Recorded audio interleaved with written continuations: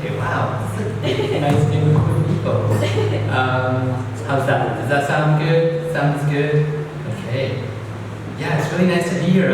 My wife feels like, said that I was here earlier, but I feel like it's been a long time. And I remember my parents, it was one of the few meetings my mom and dad came to, and that was kind of special to me. My dad's no longer here. So, yeah, in my mind, poetry in the park is like, oh, I could see my dad and my mom having a little picnic while I read my poems in the previous event. So, you guys feel like some poems? Yeah? That's what I have here for you. I'm going to read a couple from my book that's quite old now. It's over 10 years old. But it's still great! Oh, thank you. Thanks. I appreciate that. It's a keeper. I'll read a couple of poems from there, and then there'll be a bunch of new poems that hopefully will end up in the new book. This is a poem called The Goodnight Skirt. It's imagining two poets that live together that have to kind of fight over what they write about. The Goodnight Skirt. Permission to use that snowball you've been keeping in the freezer since 1998. For a poem, she asks. What else, I say. I'll trade you, she says, for that thing your mom said at the park. What was it? God, that Mallory's being a real douchebag? Yes, that's the one. Deal, I say. Okay, how about the Korean boy who walks past our house late at night singing Moon River? Oh, you can use that, I say. I wouldn't even know what to do with it. But there's something else. I've been wanting to write about the black skirt we've been using to cover the lovebird's cage. The Goodnight Skirt. In exchange, I'll let you have our drunken mailman, the tailless tabby, and I'll throw in the broken grandfather clock we found in the forest. One more, she says.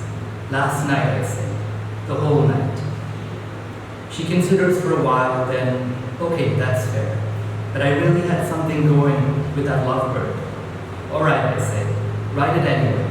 If it's more beautiful than mine, it's yours.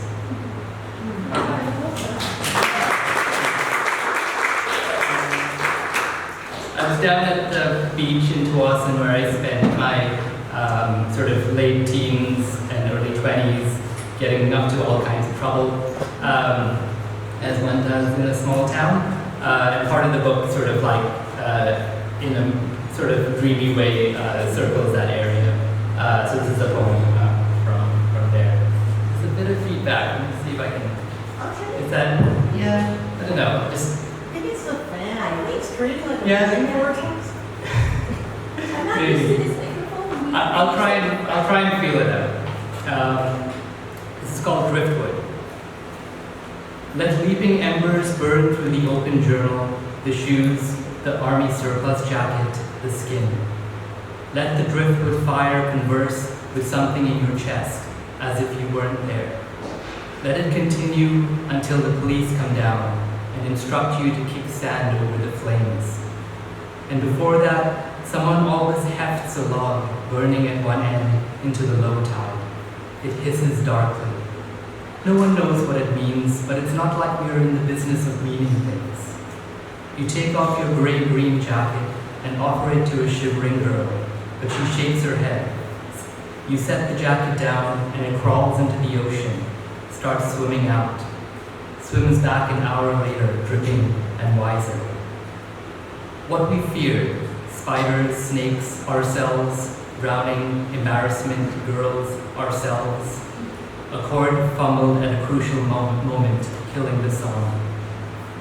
Later, outside a 7-Eleven, a man says, "Watch out for the bombs tonight," and I don't get it. But later, in a car window reflection, I do.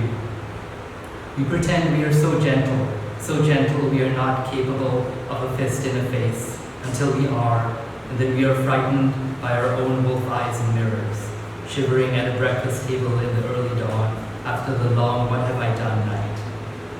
Your jacket still smells of driftwood smoke after a few washes. Even after you get it together, move out, get a job, wearing a staticky headset, receiving calls from strangers miles away. Let the ember burn through. Set your jacket down and it crawls into the ocean and doesn't come back. Let it stay there. In her way, she's wearing it, and while she's wearing it, thinking of you.